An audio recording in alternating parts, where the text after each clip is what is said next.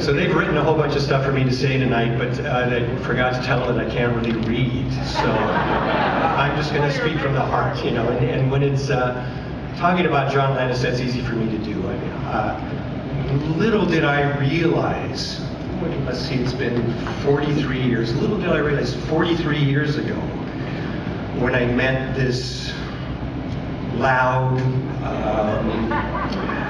hyperactive,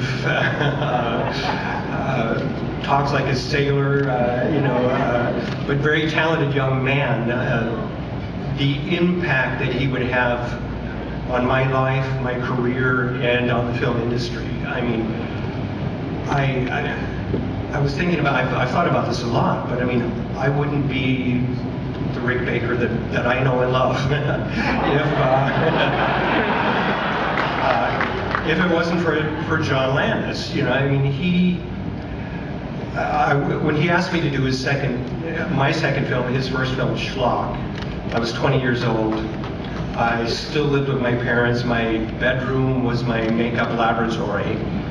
And I was, you know, I'm an only child. I was kind of very quiet and shy, and this was my sacred little place. And then this wild human tornado of a man comes into my room, and he's all over the place saying all this crazy stuff, and he's really liking it, but he really scared me. But like I said, I had no idea the impact that meeting this guy would have on my life. Because of doing Schlock, which was you know, a really fun film to do, but John was smart enough to put Forrest J. Ackerman, the editor of Famous Monsters, in the movie,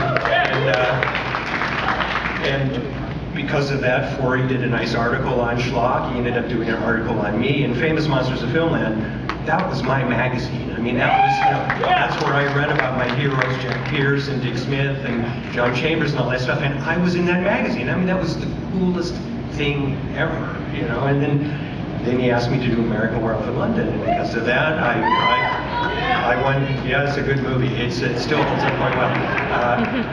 Because of that, I won my first Oscar, which I could not believe, you know.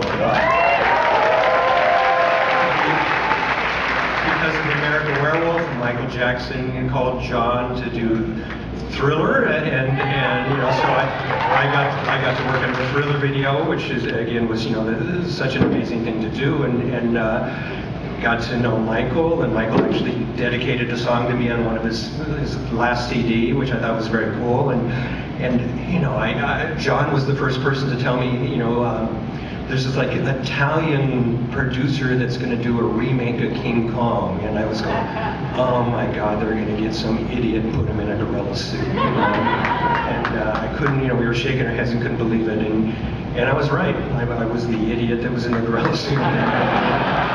And you know, thank you very much, John. You know, I would lose 5 pounds a day in sweat, and it's his fault, you know. But you know, I mean, the list goes on and on, you know.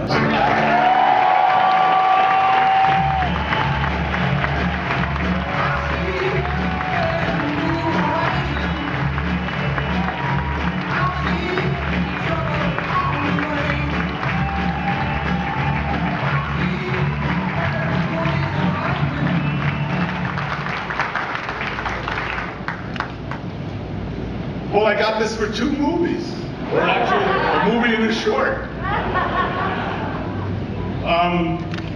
I would like to thank Universal Studios Hollywood.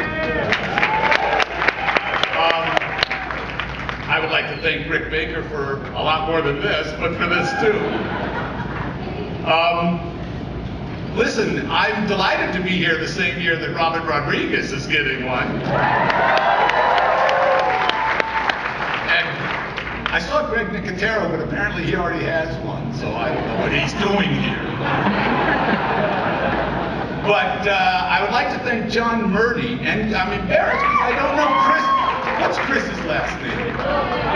Chris Williams, because I've been through the American Werewolf in London maze, and it's extremely cool, and it will scare the shit out of you. And they really do honor David Naughton, who's here tonight, and the work of Rick Baker.